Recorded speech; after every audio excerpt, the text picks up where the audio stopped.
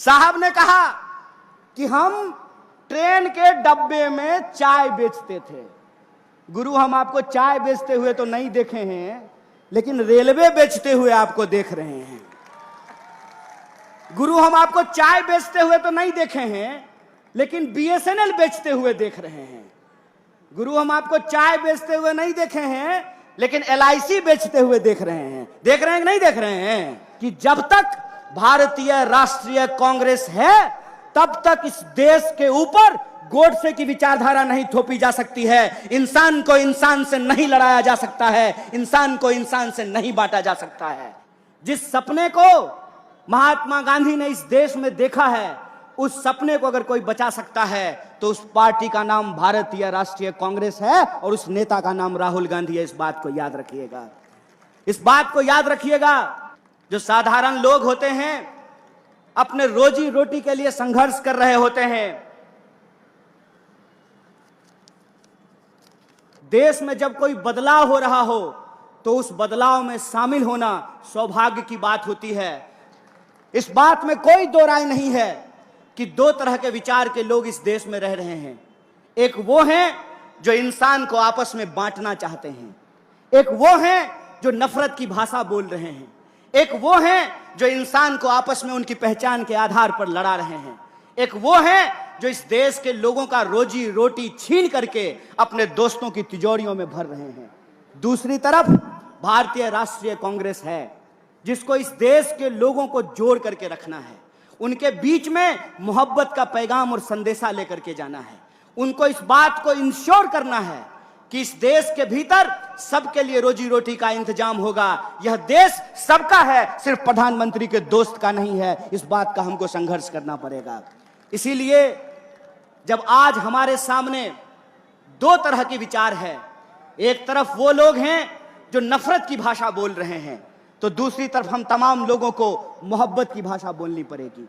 एक तरफ वो लोग हैं जो दंगा फैलाने की बात कर रहे हैं, हिंसा करने की बात कर रहे हैं, तो हमको आपस में मिलजुल करके एकजुट होकर के रहने की जरूरत है। किस लिए है गृह मंत्री, किस लिए है रक्षा मंत्री?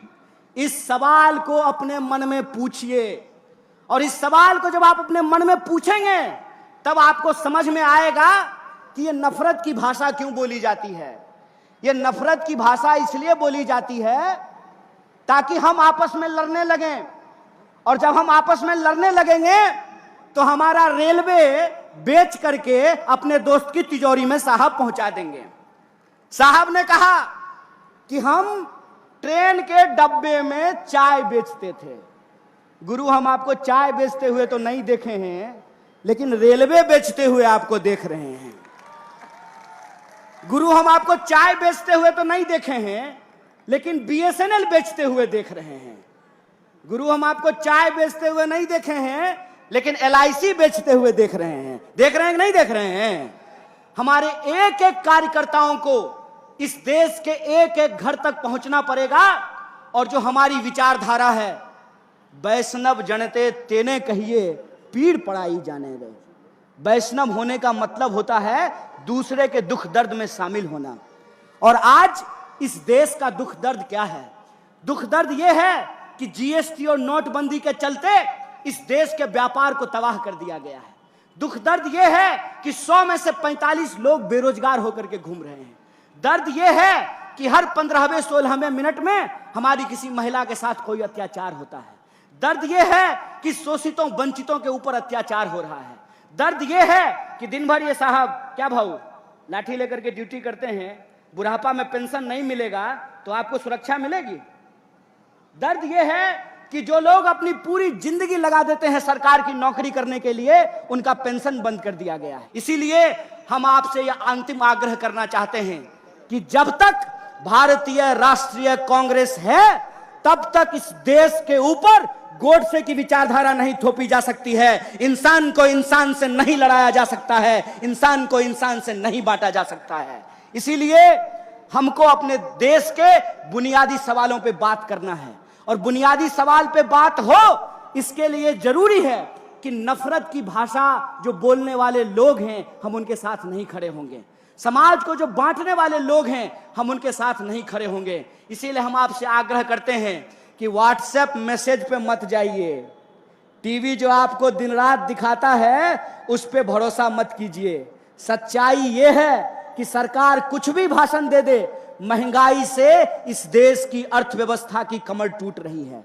सच्चाई ये है कि नौकरियों के नहीं चलते, अकेले रेलवे में 2.5 लाख पोस्ट खाली है, नौकरियों में भर्तियां नहीं होने के चलते नौजवानों के सपने टूट रहे हैं।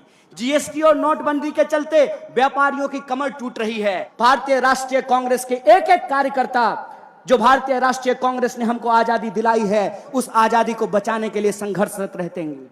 हमको ये याद रखना पड़ेगा कि डॉक्टर बाबा साहब भीमराव अंबेडकर ने हमको बराबरी का संविधान दिया है, और यह जो बराबरी का संविधान है, जब तक यह संविधान जिंदा रहेगा तब तक हिंदू और मुसलमान को आपस में कोई लड़ा नहीं सकता है, इस देश को कोई मिटा नहीं सकता। इस बात को याद रखिएगा। इसीलिए संविधान की रक्षा करने के लिए भारतीय राष्ट्रीय कांग्रेस के विचारों को जनता के बीच में लेकर जाने के लिए, और जनता के जो सवाल हैं, रोजी रोटी कपड़ा मकान का सवाल, उस पर ईमानदारी से लड़ने के लिए मैं आप तमाम लोगों को बधाई देता हूं, शुक्रिया देता हूं।